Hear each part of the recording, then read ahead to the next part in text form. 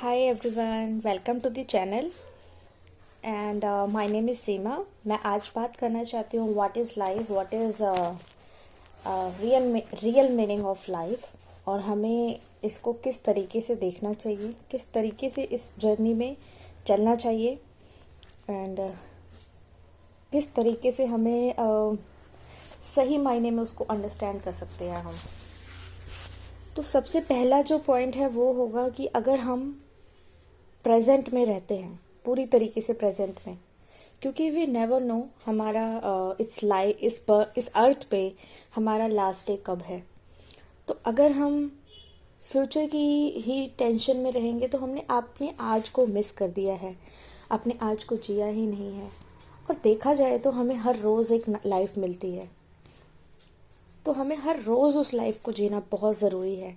क्योंकि जब हम सोते हैं तो हम पूरी तरीके से बियॉन्ड द बॉडी होते हैं। हमारी सोल हमारी बॉडी से उस वक्त एस्ट्रल ट्रैवल कर रही होती है। तो उस समय में जब सुबह में हम जागते हैं तो एक दोबारा से हमारी बॉडी में वो सोल आती है, दोबारा से हमारी एक न्यू बर्थ होता है। सेम साइकिल रिपीट होता है एवरी डे। तो हर रोज़ ही हम एक नई ज़िंदगी पाते हैं। तो हमें पूरे तरीके से प्रेजेंट में रहेंगे तो टेंशन्स किस बात की होती हैं? हमें फ्यूचर की टेंशन होती है। हमने पास्ट में अगर कोई गलती की है, पास्ट की कोई चीज़ें हैं, ऑब्स्टेकल्स हैं, हम उसको लेके चलते हैं तो एक बर्डन सा हो जाता है पूरा माइंड पे। तो सोल को, बॉडी को, इमोशनल बॉडी को, सबको रिलैक्स करने के लिए प्रेजेंट में जीना है। प्रेजेंट में रोज़ उठते ही ये सोचना है कि ये मेरी पूरी लाइफ है आज की, और आज मुझे क्या न्यू करना है, आज मुझे क्या ऐसा करना है जिससे मैं आज प्रेजेंट में पूरी तरीके से एंजॉय कर सकूं। एंड सेकंड थिंग जो है लाइफ को सही तरीके से जीने के लिए, वो है लेट गो। अगर कोई चीज़ नहीं मिली है जो डिज़ायर थी, इट डजंट मीन कि वो चीज़ गलत है। क्या पता हम सिर्फ वहाँ तक देख पा रहे हैं जहाँ तक हमारी नज़रें पहुँच रही हैं, और हमारे पीछे बहुत बड़ी हैप्पीनेस हमारे लिए रखी है जो कि सही टाइम आने पे हमें मिलेगी, और हम उस छोटी सी चीज़ के लिए रो रहे हैं, सैड हैं।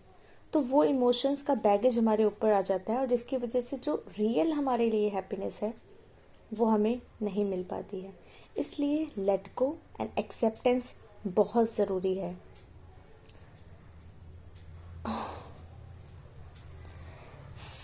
थर्ड थिंग है, जो लेसन्स हमें मिल रहे हैं उससे एनालाइज करना बहुत ज़रूरी है कि ये क्यों हुआ, मेरे साथ ही क्यों हुआ, ये नहीं कि ये क्यों हो रहा है और इसका पॉजिटिव रिजल्ट क्या हो सकता है। 2 से 3 उसके पॉजिटिव रिजल्ट सोचो। तो ये एक तरीके से ग्रेजुअली हमारे अंदर एक पॉजिटिव चेंज लाएगा, और लेट गो करने के लिए हम ज़्यादा एक्टिव हो पाएंगे।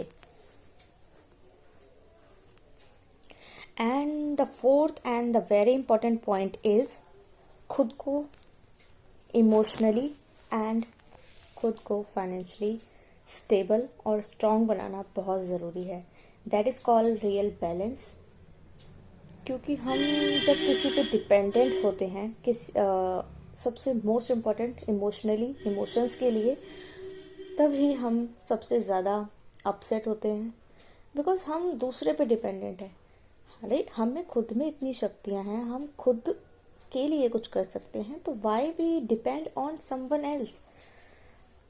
तो हमें डिपेंडेंट नहीं होना है, अपनी खुशियों के लिए नहीं होना है। इट डजंट मीन कि सेल्फिश होना, नो।